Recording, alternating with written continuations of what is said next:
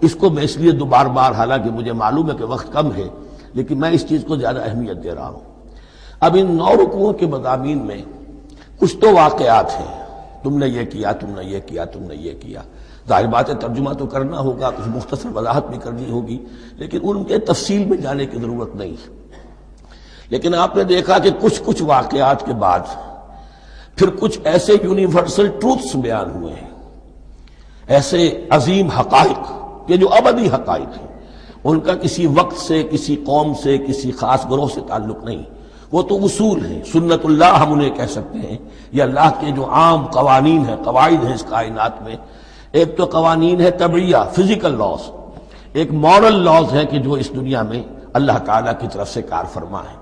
تو جہاں وہ مورل لاز آتے ہیں جنہیں آپ کہا کرتے تھے جب بچپن میں کہانی پڑھی اور کہانی کے بعد لکھا اس کا مورل لیسن کیا ہے، اس کہانی سے سبق کیا حاصل ہوا، تو تھوڑے تھوڑے وقفے کے بعد وہ آیات آتی ہیں کہ جو اس گویا کہ اس سلسلہ کلام کے اندر یہ انتہائی اہمیت کی حامل ہے، اس لیے کہ وہ یونیورسل اہمیت کی حامل ہے، اور ان میں در حقیقت ایک رہنمائی پوشیدہ ہے موجودہ امت مسلمہ کے لیے۔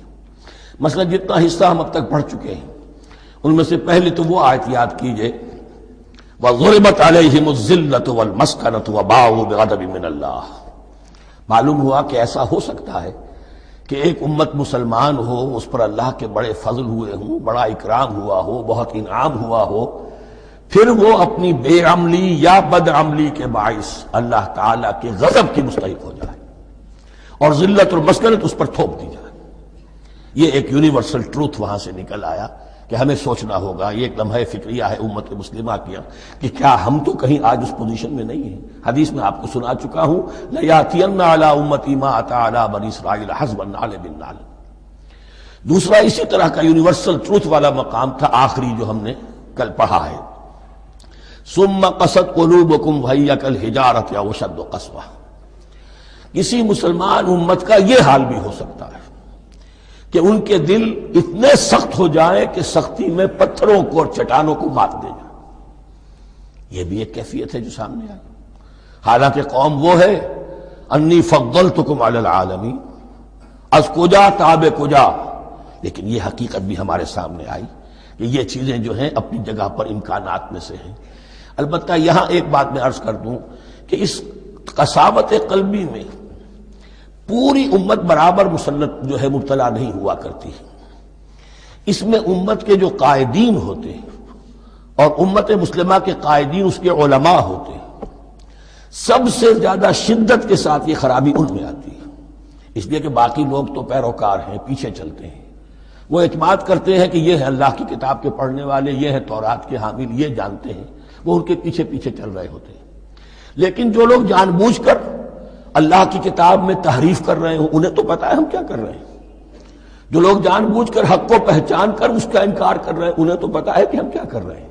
در حقیقت یہ سزا ان پر آتی ہے۔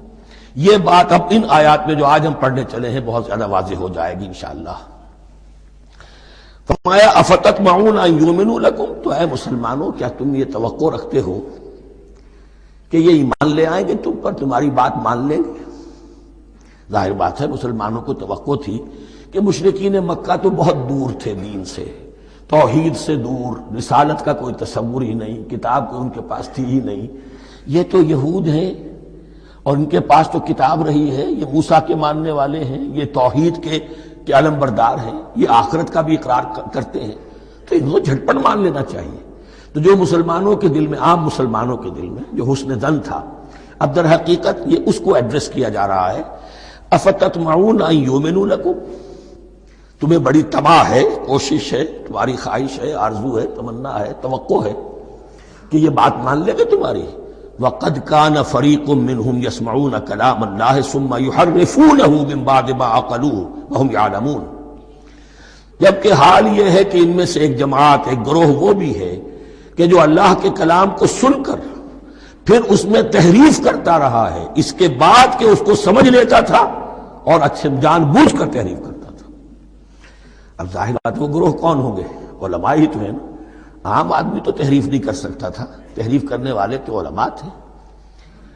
افتؤمنون ان یؤمنوا لکم وقد کان فریق منهم یسمعون کلام اللہ ثم یحرفونہ من بعد ما عقلوہ وهم یعلمون وَإِذَا لَقُوا الَّذِينَ آمَنُوا قَالُوا آمَنَّا. اب دیکھیے ایک بات بڑی عجیب سامنے آئے گی کہ جس طرح منافقین مسلمانوں میں تھے ایسے ہی منافقین یہود میں بھی تھے. یہود میں سے کچھ لوگ ایسے تھے کہ جن پر حق جب منکشف ہو گیا اور کچھ ان کی صالح فطرت بھی تھی، اب وہ آنا چاہتے تھے اسلام کی طرف، لیکن اپنے خاندان کو، گھر والوں کو، اپنے کاروبار کو، اپنے قبیلے کو چھوڑنا بھی ممکن نہیں تھا، اور قبیلوں کی سرداری جو ہے وہ ان کے علماء یہود کے پاس ہے. تو دل ان کے کچھ صاف ساتھ آ چکے تھے اہل ایمان کے، اور جب وہ اہل ایمان سے ملتے تھے تو کبھی کبھی باتیں بھی بتا، ہاں یہ بات جو محمد کہہ رہے ہیں یہ تورات میں لکھی ہوئی تھی، واقعی یہ بات یوں ہی تھی. اب اس کے بعد جب وہ جاتے تھے اپنے شیاطین کے پاس، وہی شیاطین ان کے علماء، ان کے بڑے سرکردہ لوگ، تو وہ جا کر انہیں ڈانٹ ڈپٹ کرتے تھے، بے وقوفو یہ کیا کر رہے ہو، تم یہ بات بتا رہے ہو انہیں تاکہ اللہ کے ہاں جا کر وہ تم پر حجت قائم کرے کہ انہیں پتا تھا اور پھر بھی انہوں نے نہیں مانا. اب یہ ان کا آپس کا مکالمہ ہو رہا ہے. وَإِذَا لَقُوا الَّذِينَ آمَنُوا قَالُوا آمَنَّا.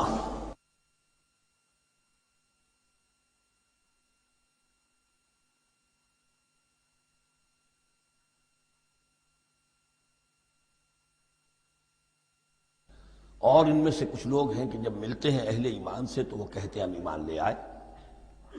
وَإِذَا خَلَا بَعْضُهُمْ إِلَىٰ بَعْضٍ. اور جب وہ خلوت میں ہوتے ہیں ایک دوسرے کے ساتھ، قالوا وہ کہتے ہیں أَتُحَدِّثُونَهُمْ کیا تم بتا رہے ہو ان کو، بِمَا فَتَحَ اللَّهُ عَلَيْكُمْ وہ باتیں جو اللہ نے کھولی ہیں تم پر، لِيُحَاجُّوكُمْ بِهِ عِندَ رَبِّكُمْ کہ وہ تم پر حجت قائم کریں تمہارے رب کے پاس، کہ اللہ اس نے مانا تھا کہ ہاں تورات میں یہ ہے، تو تم ذرا عقل سے کام لو اور یہ حقیقتیں جو تورات کے ذریعے سے ہمیں معلوم ہے مسلمانوں کو مت بتاؤ. اس پر اللہ کا تبصرہ کیا ہے، افلا تعقلون. یہ تو ابھی انہی کا قول ختم ہوا کہ کیا تم عقل نہیں ہے کہ تم ایسا بے وقوفی کا کام کر رہے ہو. اولا یعلمون یہ تبصرہ اللہ کا ہے، تو کیا یہ لوگ نہیں جانتے ان اللہ یعلم ما یسرون وما یعلنون کہ اللہ تو جانتا ہے وہ سب کچھ بھی جو وہ چھپاتے ہیں اور وہ سب کچھ بھی جسے وہ ظاہر کرتے ہیں.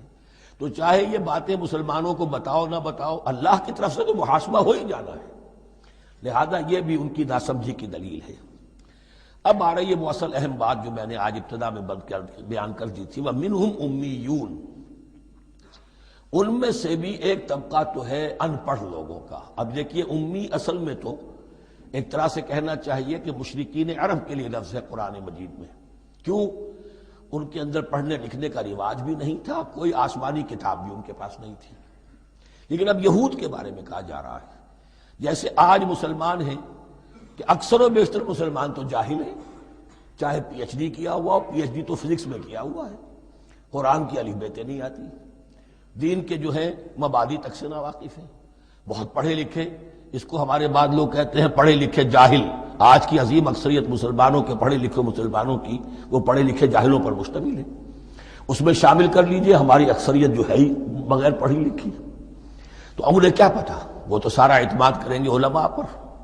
کوئی بریلوی ہیں بریلوی علماء پر اعتماد کریں گے، کوئی دیوبندی ہے وہ دیوبندی علماء پر اعتماد کریں گے، کوئی اہل حدیث ہے وہ اہل حدیث علماء پر اعتماد کریں گے. منہم امیون. اب امیون کا سہارا کیا ہوتا ہے؟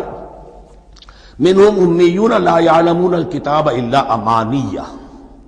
وہ کتاب سے تو واقف نہیں ہوتے، اپنی کچھ خواہشات ہیں کہ جن کو جانتے ہیں. یہ خواہشات بعد میں کھل جائے گا. یہ خواہشات کیا ہیں؟ ہم تو اسرائیلی ہیں، ہم تو اللہ کے محبوب ہیں، ہم تو امت محمد میں ہیں، ہماری تو شفاعت ہو ہی جائے گی. یہ امانی ہے. تلک امانیہم. اور ہمیں تو جہنم میں داخل کیا بھی تو تھوڑے سے عرصے کے لیے، ہمیں نکال لیا جائے گا. یہ امانی ہے. تو ان کے پاس تو یہ تو ان امانی، امنیہ کہتے ہیں خواہش، امانی اس کی جمع ہے. یہ اپنی خواہشات، انگریزی کا لفظ صحیح تعبیر کرے گا وشفل تھنکنگ، یہ اپنی اس وشفل تھنکنگ کے سہارے جی رہے ہیں، علم ان کے پاس ہے ہی نہیں. وَإِنْهُمْ إِلَّا يَظُنُّونَ. اور وہ نہیں کچھ کر رہے مگر ظن و تخمین، گمان ہے، ان کے اپنے من گھڑت خیالات ہیں. فَوَيْلٌ لِّلَّذِينَ يَكْتُبُونَ الْكِتَابَ بِأَيْدِيهِمْ. تو اصل ہلاکت اور بربادی اور ویل کے بارے میں بعض روایات یہ بھی آئی ہیں کہ وہ جہنم کا وہ طبقہ ہے جس سے خود جہنم پناہ مانگتی ہے، سخت ترین